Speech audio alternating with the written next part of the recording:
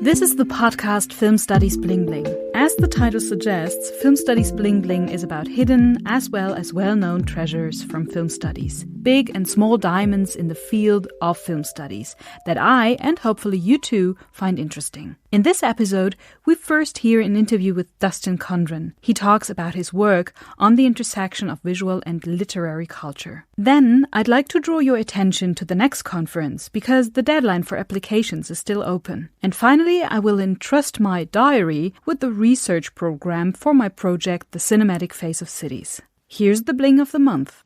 Hi, Dustin. Thank you for being available for a short talk. Dustin, you're assistant professor of Russian at the Department of Modern Languages, Literatures and Linguistics at the University of Oklahoma. Even though this job title doesn't make it immediately visible, your research is very strongly related to film and film history. It's not only Mayakovsky and Nabokov, but also Eisenstein and Disney you're working on. Can you tell us to what extent your work overlaps with film studies research questions? Yeah, well, it's a pleasure to be able to answer some questions like this. I would say that it's mainly in that overlap between literature and film studies that my work really exists. And a big reason for this is because my approach to film studies originally came through literary translation when I worked with Oksana Bulgakova on a couple of translations of Eisenstein's theoretical writings, which, you know, for many people are some of the foundational writings of film studies itself. So my interest in film generally and in film studies is primarily from a sort of linguistic perspective. Essentially, my habit is to look at cinema and the language of cinema as some sort of corollary, not always a sort of obvious one, but some sort of corollary for the same impulses that inform literary language, and so on. So you mentioned Mayakovsky, for example, Nabokov. These are writers that I've worked on, but a lot of their interest for me comes from the fact that they also were, you know, literary practitioners who had deep interest in other forms of aesthetics, and especially in the visual arts. Mayakovsky, of course, famously dabbled in film, writing screenplays and producing his own short films in the teens and 20s. And Nabokov had some sort of very notable attempts at screenwriting himself. So I've always been drawn to artists who are interested in these sort of transitional areas between media.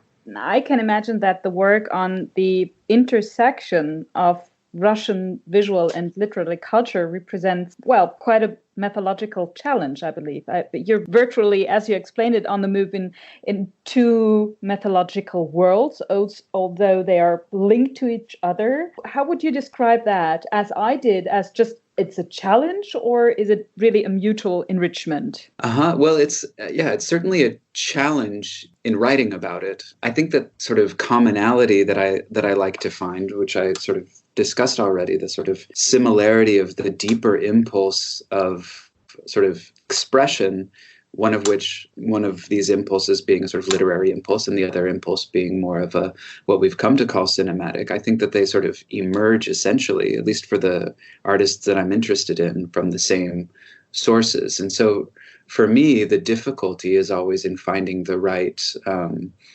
language, the right critical and theoretical language to discuss these as this sort of common source, which is, you know, I'm sort of using Eisensteinian language to talk about this, but finding the common source and then finding those difficult areas in which these impulses diverge toward the literary or toward the cinematic. And so often I find myself really getting caught in the areas in which these things fail, you know, where the literary impulse can only take you so far before it sort of stumbles in the process toward becoming cinema. And that's why so much of my work right now is on film projects that started as these brilliant ideas that were heavily literary, and then, you know, for one reason or another, we're not able to successfully find a full cinematic manifestation. There are methodologies that are germane to literary studies, that are germane to film studies, But for me, it's sort of finding the discomfort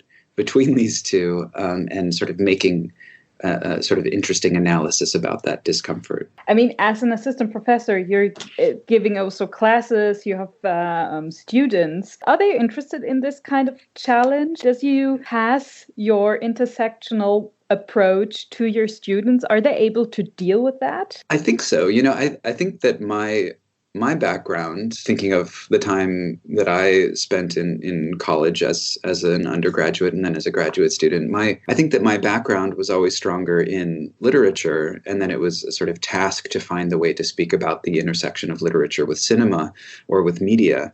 But I'm finding that my students are very sophisticated in the way that they think about media. And so I have to sort of invert my own impulses to help them find these sort of interesting places of intersection.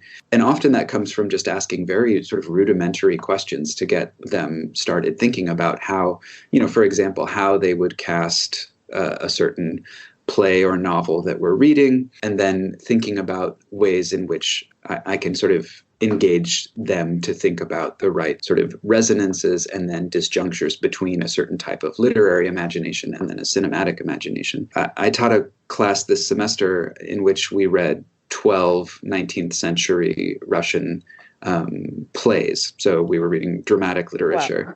And the difficult thing that for the students in this was that they had a very rough time with the sort of absence of descriptive language in the plays, because plays are primarily dialogue.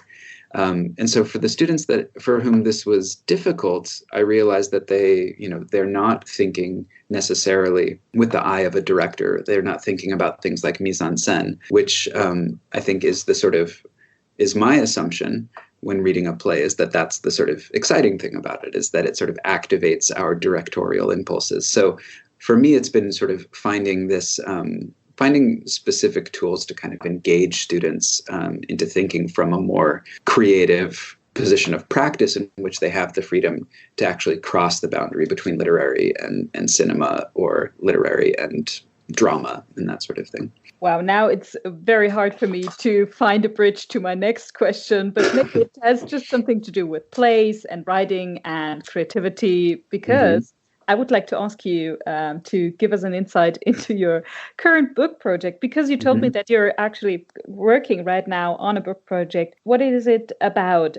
Do you stay true here again with your intersectional approach? Yeah, absolutely. I mean, this is really the foundation of my book, which I'm nearing completion on. It's so it's tentatively titled An Unrealized Cinema: The Imagined Film Projects of Sergei Eisenstein between 1927 and 1936. So this is a project in which I look at a series of films that Eisenstein imagined but was never able to produce. And so methodologically, I'm working strictly with written or sketched material. So there's no actual, what we, sort of by habit call cinema in the material that I analyze. There are no actual filmed frames. There's no footage. I'm only dealing with notes, screenplays, shooting scripts, still photos, drawings, that sort of thing. So it's really an exercise in literary criticism that's oriented toward film criticism. So, for example, one of the chapters is on two of these very famous projects that he had. One for a film in 1927 that he imagined called The Glass House, which coincidentally he came up with the idea for in Berlin and while visiting Babelsberg. And the other work that I pair that with is this imagined adaptation of Karl Marx's Capital. So they're both really heavily literary in their genesis, and they never really get to the point of really having any sort of imagined shooting script or anything like that. Just a bunch of sort of amorphous ideas that are really exciting, but very far from actually being films. And so my task is to write about them, not just to sort of, diagnose why they weren't able to be produced, but diagnose the sort of wellspring of imagination that they come from, sort of look for what I want to call the sort of proto-cinematic in them, the sort of beginnings of the cinematic impulse in these sort of archival documents. So maybe you also have to write in a way, like in a play, to give us the possibility to imagine also this cinematic potential in these never realized projects. Yeah, I mean, that's sort of what I hope in writing about them, that I can sort of engage the reader's imagination a little bit and suggest what they might have looked like. But at the same time, that's sort of what's exciting about them too, is that they're like, the Karl Marx adaptation. It's just from first glance so uncinematic, and that's what makes it so compelling as an idea for a film. You're reconstructing projects that were not fulfilled or finished, but I really hope that you will finalize your book. Thank you. When does the book will be published? When can we read it? I'm estimating that at the earliest it would be late 2021. These things, the publication process is usually quite slow. So even though I'm nearing completion, I imagine that it'll take another year and a half to actually get it out into the world. So late 2021, maybe 2022, the first half of 2022. And in between, you won't be only writing and doing your final research for the book. Are there any things related to film studies or events you are participating or would like to make us aware of? Well, I'm involved in a couple of sort of smaller panels at some Slavic conferences in the US this coming year. But the thing that I'm most excited about, since I will be in Europe for the summer of 2020, is to go to Bologna for the Cinema Ritrovato Festival, which I've been to once before, and genuinely, sort of as a fan of cinema, really, really excited about the possibility of attending. Hopefully some of the listeners will join this festival as well, and that they can meet you and have a chat with you about your book project and all the other things you do. Dustin, thank you very much for taking the time. Thank you. Bye. Do you know the NECS, the European Network for Cinema and Media Studies? NECS is a professional scholarly network bringing together scholars from cinema, respectively film and media studies, as well as archivists and programmers. The goal of NECS is to provide a platform for communication, to support film and media studies research, to provide a forum for the discussion of current overarching topics, and to establish film and media studies as an essential part of the arts and humanities research in Europe. NECS was one of the first networks I joined. If I remember correctly, it was my doctoral supervisor who recommended me to become a member of NECS. I really appreciate being part of the network. As a member, you have access to the webpage of NECS, where you can find scholars from all around the world. According to NECS, the network has currently over 2,700 members. Through the webpage and personal contact, you can become a participant in one of the work groups. There is, for instance, a work group on feminist and queer research, on space and place, or on history in cinema, television, and emerging media. Furthermore, there is an international double-blind peer-reviewed journal connected to NECS, titled Nexus. The journal is published by Amsterdam University Press. At the moment, there are a lot of discussions and activities going on in NECS and the journal dealing with the topic of open access. Moreover, there is an annual conference and an annual graduate workshop taking place each year at a different European university. The great thing about that conference and the graduate workshop is that both give scholars at the beginning of their career a very good opportunity to train their presentational skills and to discuss their work with established scholars. Participating in the NECS conference allows me to present what I'm currently working on, to get feedback from my colleagues, and to stay updated on what they are working on. Furthermore, my colleagues use the NECS conference for workgroup meetings, for workshops on specific topics, or for instance, the initiation of new projects. I'm mentioning NECS and the NECS conference as well as the NECS graduate workshop in this new section because the deadline for submissions for the next conference is currently open. Deadline for submissions is the last day of January. The next NECS conference takes place in June 2020 and is hosted by the University of Palermo. The topic of the conference is transitions, moving images and bodies. If you want to know more about NECS and the conference, you can check out our project website or just search for NECS with the help of your search engine. It is important to know that you can only take part in the conference when you are a member of NECS. If you want to become a member, you have to pay a very moderate membership fee. For established scholars, the membership fee is €50 per calendar year, but there are reduced fees for students who have to pay only €20 and postdocs who have to pay only €35. The NECS membership grants you full access to the NECS webpage and all the information you find there, as well as entry to the annual conference.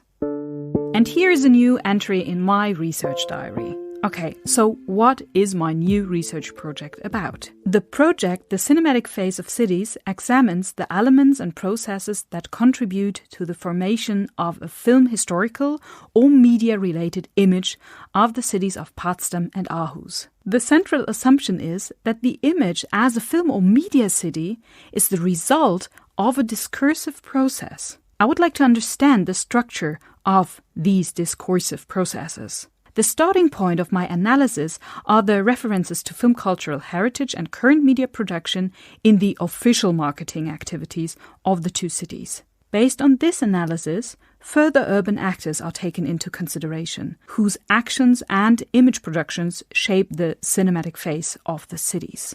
Artifacts in the urban space are as much part of the discursive process as an article in a newspaper or a political decision.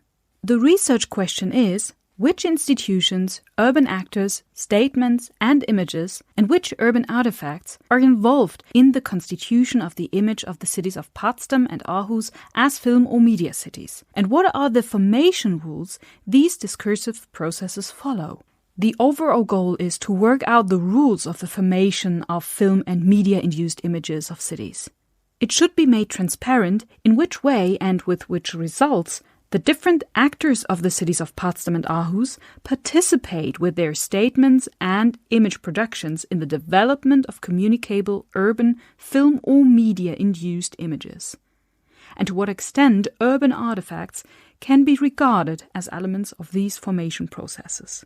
It will be worked out that it is not only exclusively the official and administrative institutions that shape the cinematic face of cities, but that numerous other urban actors from the private economy and the local media, from educational institutions and associations, as well as individual citizens, are involved in this process. This diversity I would like to make visible. In addition to that, the project will work out which structures are responsible for the fact that key narratives about cities are emerging, despite the wide range of actors involved and their uncoordinated recourse to film history and current media production. A critical look should also be taken at aspects of media history that are not told in the urban branding process and which contradictions can be discovered in the respective discourse. Through the comparative approach of the project between Potsdam and Aarhus, the influence of the different media cultural contexts and of urban planning and urban policy factors on the use of the film cultural heritage and current media production in the image building process can be worked out. In order to address the research question, a model for a film historic, spatially orientated discourse analysis must be developed and tested. The basic idea is that film or media-based city marketing does not live from urban campaigns on a macro level alone, but also from smallest contributions and activities and from urban artifacts that can be found on a micro level that has hardly been considered so far. The cinematic phase includes not only major events sponsored by the respective city for anniversaries or other public occasions, but also the autograph card on the wall of a restaurant or the private film circle. I tried to bring together and analyze these disparate contributions to the discourse. Part of the research project is a citizen science sub-project. It starts on January 25th and runs until the end of February. The citizens and guests of Potsdam are called upon to collect references to film history and current media productions in urban space. This could be a film-related monument, a street named after a filmmaker, or a film poster in a restaurant. With the data collected by the citizens, we will create a city map, which I will then analyze together with the participants. The idea is to create a map that reveals film and media-related urban structures. Perhaps you would like to find out more about this citizen science project. On my project page, you can find information about it, but I will also report about it in one of the next episodes. It is my first citizen science project, so I'm very curious about how it would go. The next episode will be published on February the 20th. From now on, there will be one episode every month, which means that from now on, the name Bling of the Month finally makes sense. In February, I will speak with Naomi Daugard. She has been a PhD candidate at the Department of Film Studies at the University of Zurich since February 2016. Among other things, we will talk about an article by her and Josephine Dyke, which is due to appear in the March edition of the FFK Journal, the Journal of the Film- und Fernsehwissenschaftlichen Kolloquium, the Film and Television Studies Colloquium. I would be delighted if you continue listening to the monthly edition of the podcast. Please spread the word that the podcast is available and use the podcast to report about your projects and to make your treasures and diamonds from film studies shine.